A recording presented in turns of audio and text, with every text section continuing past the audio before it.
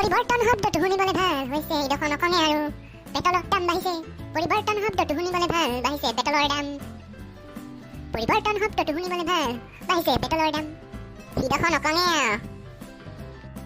দাদা বাছ ষ্টেণ্ডলৈকে থৈ আহিব পাৰিব নেকি মোক 20 টকা লাগিব মোক 20 টকা দিলে হৈ যাব এক কিছ দি দিম ঠিক আছে এক কিছ ধুনীয়াকৈ